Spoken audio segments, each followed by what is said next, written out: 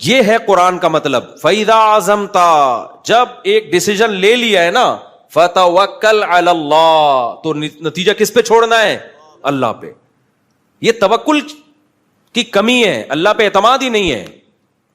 بھائی جب فیصلہ کر لیا تمام پہلوؤں سے, ایسی کی تیسی, دیکھا جائے گا کیا ہوگا, بھائی دیکھ لیں گے یار, اللہ ہے نا, اللہ بھی تو کچھ کرے گا, سارا خود ہی کرنا ہے, کیا خیال ہے؟ اللہ بھی تو اللہ کے لیے کر رہے ہو نا ایک کام, تو کچھ اللہ پہ چھوڑو یار. صبر کی توفیق بھی اللہ کی طرف سے ملتی ہے. دیکھو ابو سعید خدری رضی اللہ تعالیٰ عنہ چھوٹے بچے تھے, غزوہ احد جس کا بھی واقعہ چل رہا ہے, ان کے خاندان کے سارے مرد اس غزوہ میں شہید ہو گئے, باپ بھی شہید, بھائی بھی شہید. اب کمانے والا گھر میں کوئی بھی نہیں بچا, گھر میں فاقے آنا شروع ہو گئے. تو ان کی والدہ نے کہا کہ بھائی سب جا کے نبی سے پیسے مانگ رہے ہیں صدقے کے, آپ بھی جا کے مانگو, اور یہ نبی کے حکم پہ ہی ہوا ہے نا سب کچھ.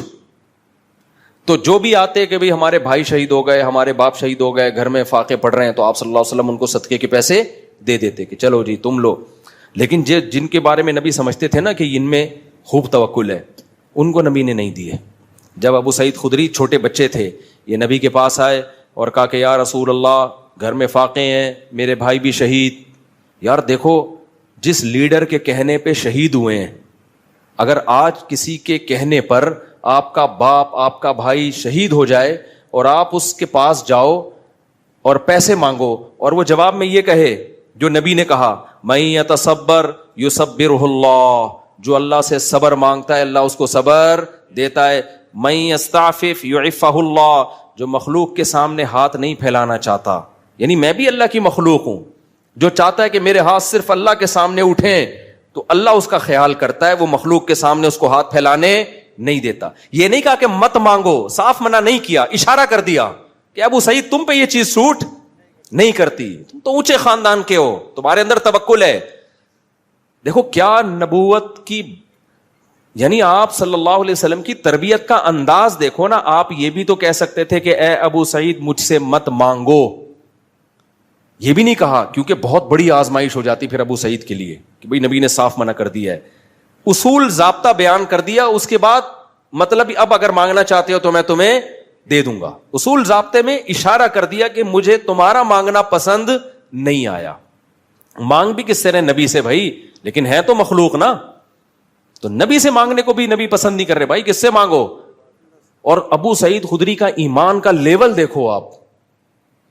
میں کہتا ہوں آج میرا کوئی لیڈر ہو جس کے لیے میں اپنا سب کچھ کٹا دوں, اور میں دیکھ رہا ہوں کہ وہ سب کو پیسے بھی دے رہا ہے اور مجھے ٹکا, یعنی یوں ہمارے لحاظ سے وہ ٹکا سا جواب, ہم کم ظرف لوگ ہیں نا, ہمارے لحاظ سے وہ ہمیں جواب دے دے اور کہے کہ صبر کرو اللہ کھلائے گا, صبر کرو اللہ پلائے گا, تو میرے کیا جذبات ہوں گے؟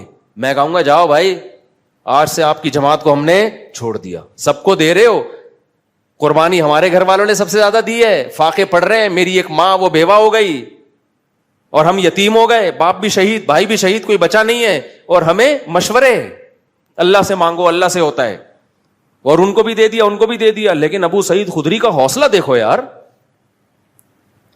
قربانیاں دے کے یہ حوصلہ, اور ایسے خدا کی قسم یہ نبوت کے نبی صلی اللہ علیہ وسلم کے نبی ہونے کی بہت بڑی دلیل ہے.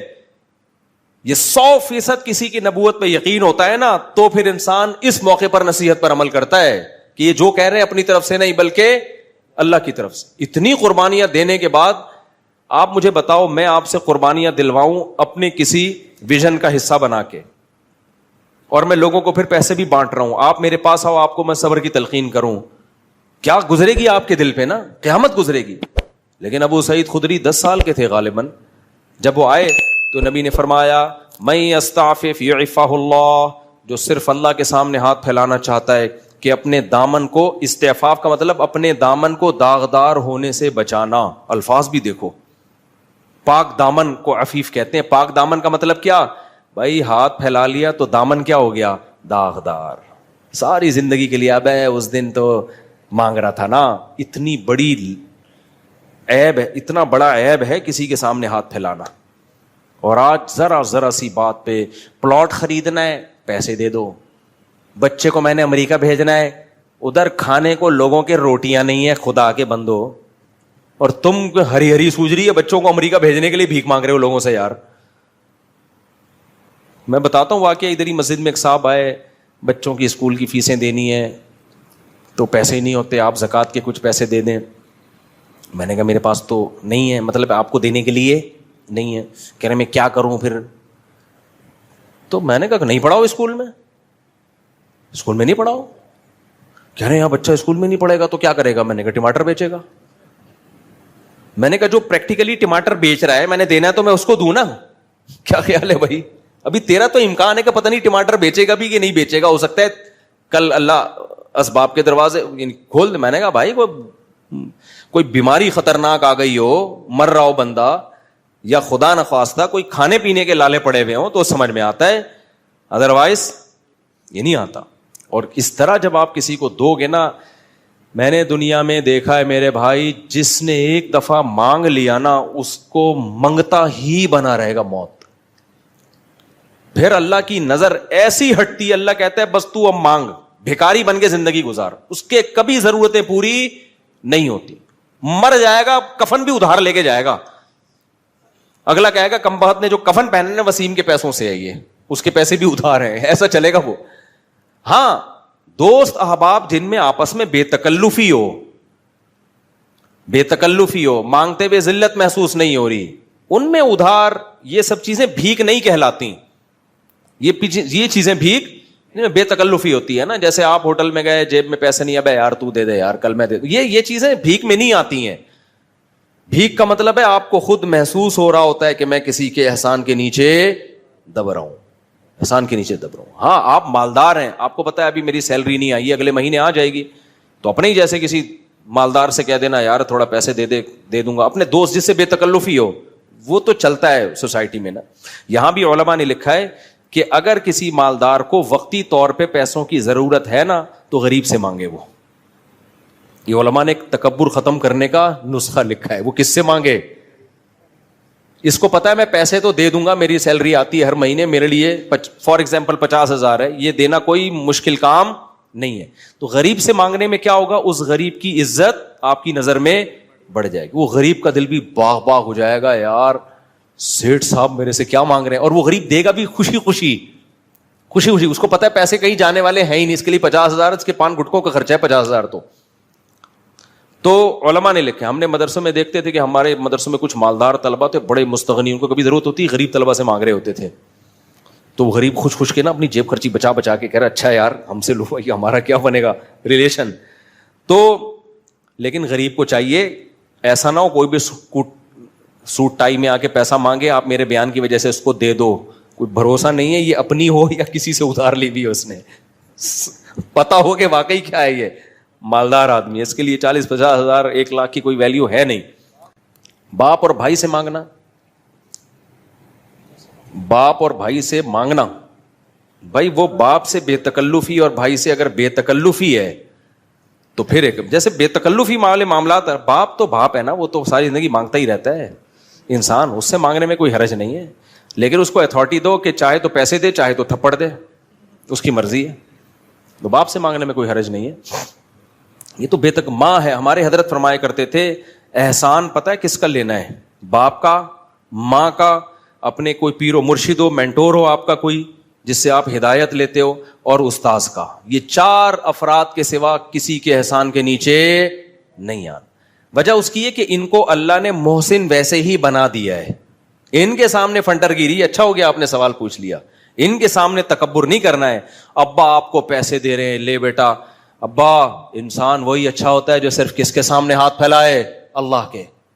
باپ کہے گا کمبخت 25 سال کا ہو گیا, میرے ٹکڑوں پہ ہی پلا ہے تو, 1 روپے بھی تو نے اپنی جیب سے تعلیم میری, پراٹھے صبح میرے پیسوں سے کھاتا ہے, گیس بجلی کا, اور آج میں تجھے کہہ رہا ہوں یہ لے بائک خرید لے. کہہ رہے ابا مفتی صاحب نے بیان میں کہا ہے کہ جو مخلوق کا محتاج ہوتا ہے نا ساری زندگی اللہ اس کو مخلوق کے در کا محتاج بنا دیتے ہیں. تو ابا سے ایسا کہو گے نا تو پھر ابا کی طرف سے کیا آنا چاہیے, چپیڑ.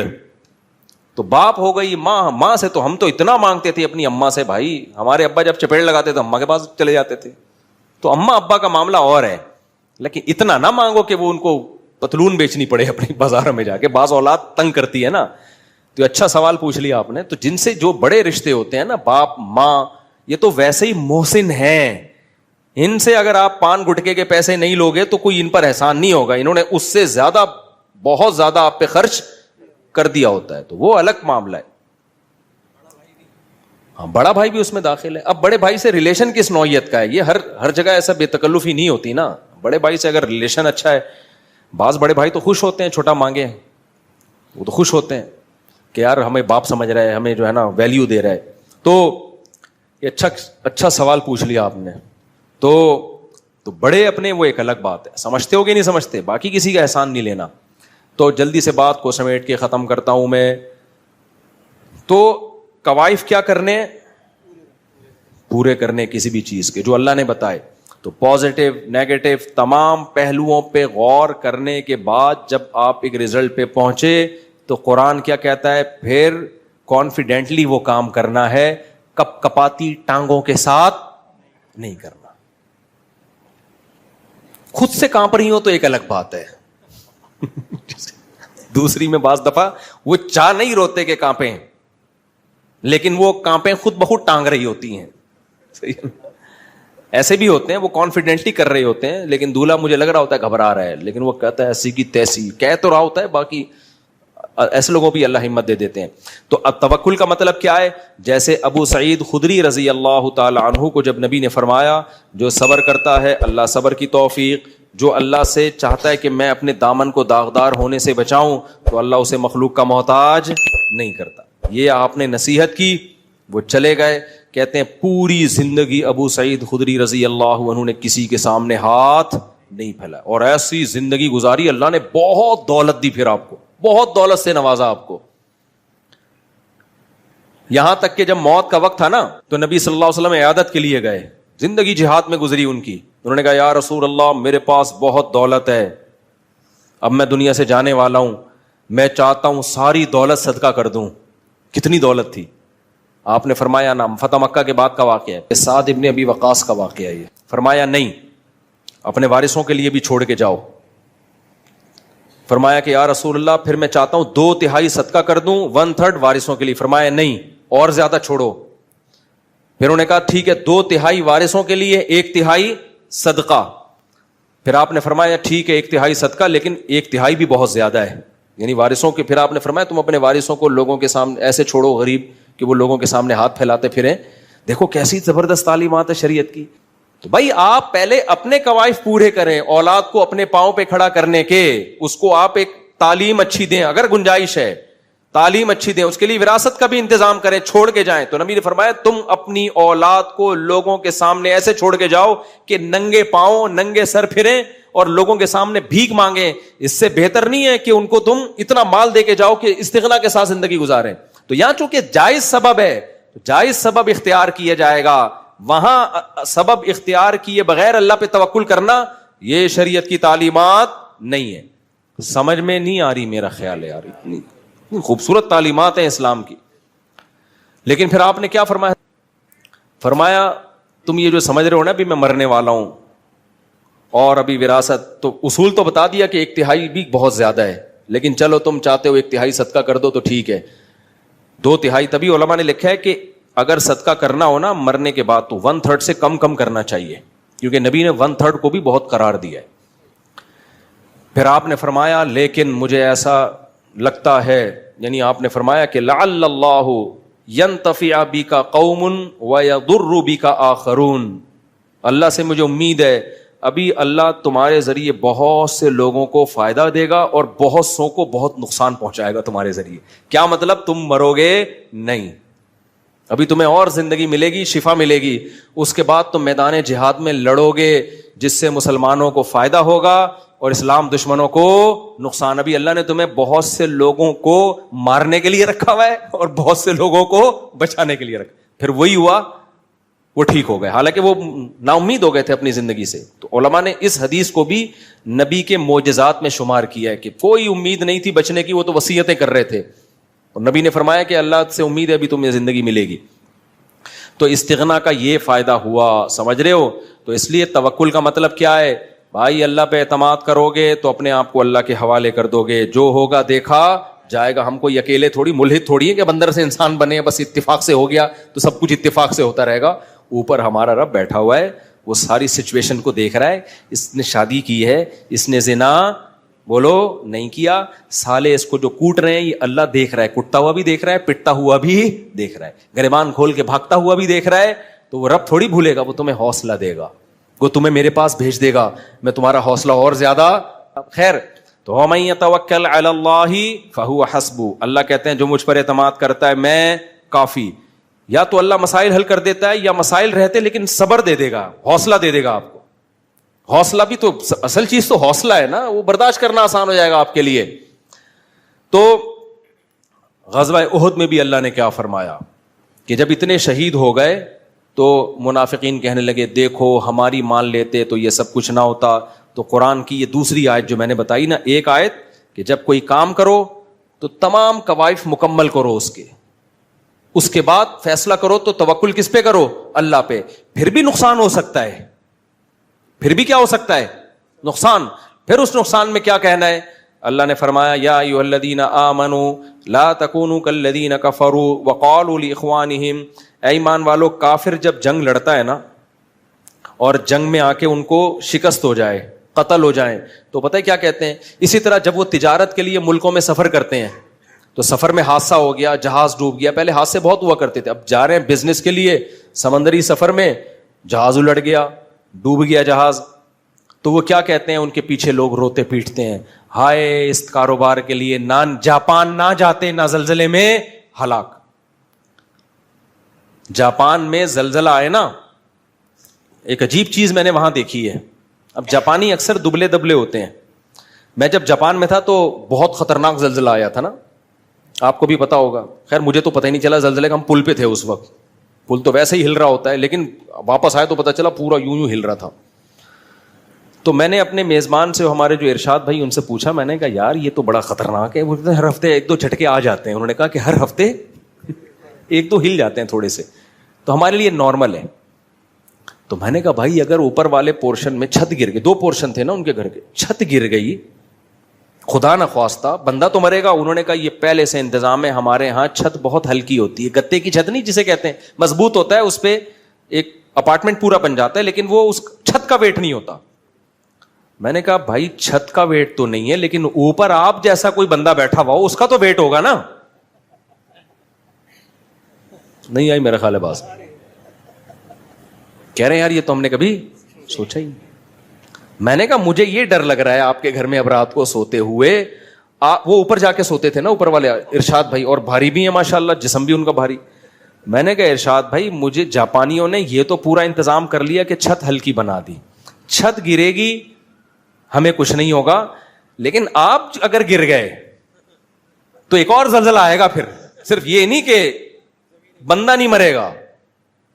تو میں نے پھر ان سے کہا, میں نے کہا دیکھیں جاپانیوں نے نا, جاپانیوں کے ویٹ کے حساب سے زلزلہ کا حساب کتاب کیا ہے, اس کو پاکستانیوں کا ویٹ معلوم نہیں ہے. تو آپ جاپان کے سائنسدانوں کو جا کے بتائیں, یا یہاں کے ماہرین زلزلیات کو جا کے بتائیں کہ بھائی اب تھوڑا سا کوئی اور ٹیکنالوجی لے کر آؤ, یا تو اوپر والے اپارٹمنٹ بنانا چھوڑ دو, کیونکہ اوپر بندہ گرے گا تو اس کی ایسی کی, بندے کو کچھ نہیں ہوگا, وہ جس پہ گرے گا نا اس کی ایسی کی تیسی ہو جائے گی. یہ بات پتہ نہیں کہاں سے آ گئی.